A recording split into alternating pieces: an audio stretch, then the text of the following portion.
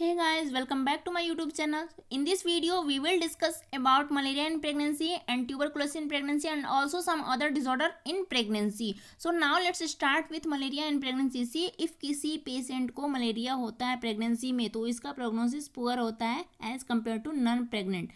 सी इसमें fulminant hepatic failure का risk increase कर जाता है. Fulminant hepatic failure mean severe impairment of hepatic function. इसमें क्या होता है ना कि हिपैटिक जो लीवर है उसका फंक्शन जो है वो इम्पेयर्ड हो जाता है या फिर severe necrosis of hepatocytes, hepatic जो सेल्स हैं उनमें निक्रोसिस हो जाता है. ओके तो इसका चांस इंक्रीज कर जाता है. And intrauterine death of the foetus का भी चांस इंक्रीज कर जाता है ड्यू टू हाइपरपायरेक्सिया. तो इफ बहुत हाई टेम्परेचर हो जाता है पेशेंट का then it can cause intrauterine foetal death. तो इसमें ड्रग ऑफ चॉइस जो होता है ना वो होता है आपको क्लोरोक्विन.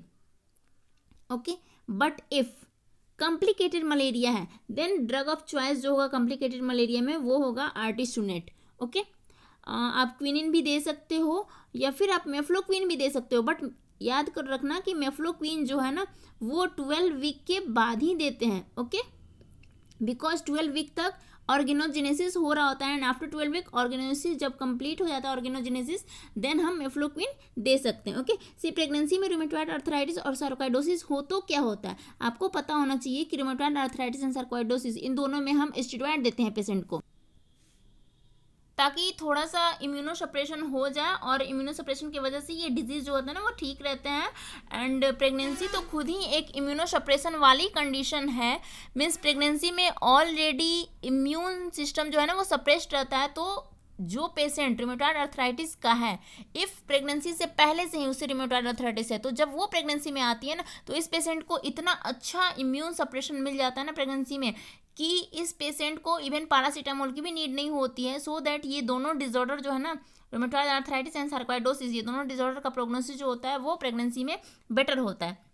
सी एक बार क्वेश्चन पूछा गया एग्जाम में कि अल्सरेटिव कोलाइटिस का प्रोग्नोसिस जो होता है वो कैसा होता है प्रेगनेंसी में. सो रिमेंबर वन थिंग कि अल्सरेटिव कोलाइटिस एक ऐसी डिजीज है जिसका प्रेगनेंसी में ना ही बेटर प्रोग्नोसिस होता है और ना ही वर्स प्रोग्नोसिस होता है. So that we can say ulcerative colitis remains unchanged okay in pregnancy if patient already has disease. if patient को पहले से ही डिजीज है ulcerative colitis पहले से ही है तब इसका प्रोग्नोसिस पे कोई भी इफेक्ट नहीं पड़ता. Okay but if ulcerative colitis present for the first time in the pregnancy, if ulcerative colitis patient को first time pregnancy में ही होता है then its prognosis is worse. Okay now clear.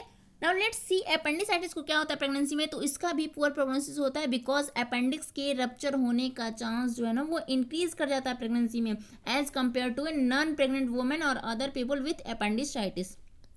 If कोई नॉन प्रेग्नेंट फीमेल है या फिर कोई mail है जिसे अपेंडिसाइटिस है तो उसे हम कंजर्वेटिव मैनेजमेंट पहले ट्राई करते हैं. ओके और कंजर्वेटिव मैनेजमेंट से कई बार अपेंडिसाइटिस के लिए सर्जरी भी नहीं करनी पड़ती है. ओके पेशेंट होल लाइफ ठीक भी देखा जाता है 90% केसेस में कंजर्वेटिव मैनेजमेंट से. ओके तो अपेंडिसाइटिस कंजर्वेटिवली भी मैनेज होता है.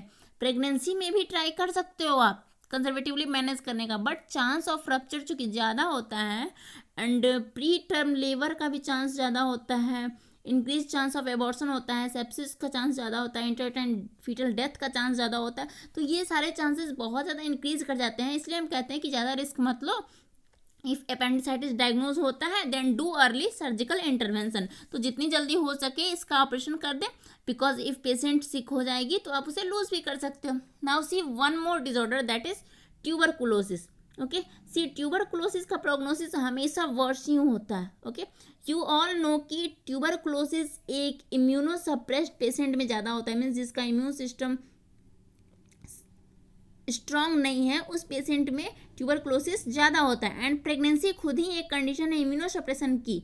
ओके तो इसमें तो ट्यूबरकुलोसिस होने का रिस्क ज़्यादा होगा ही. ओके तो क्वेश्चन आपसे ये नहीं पूछा जाता है ना कि प्रेगनेंसी में ट्यूबरकुलोसिस का प्रोग्नोसिस कैसा होता है क्योंकि पूरे प्रेगनेंसी में ही वर्स ही होता है. ठीक है ट्यूबरकुलोसिस का प्रोग्नोसिस. बट क्वेश्चन आपसे पूछा जाता है जनरली कि ट्यूबरकुलोसिस प्रेगनेंसी में सबसे ज़्यादा वर्ष कब होता है. मीन्स ट्यूबरकुलोसिस का प्रोग्नोसिस प्रेगनेंसी के टाइम में सबसे ज़्यादा वर्ष कब होता है.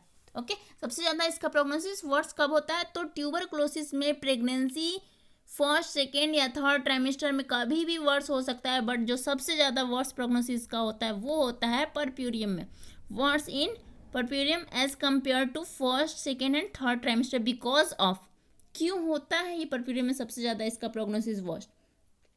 बिकॉज ऑफ इंक्रीज डिमांड, क्योंकि इस टाइम मदर जो है ना वो बेबी को ब्रेस्ट फीड करा रही होती है, तो मदर की जो न्यूट्रिशन की डिमांड है वो बहुत ज़्यादा होती है।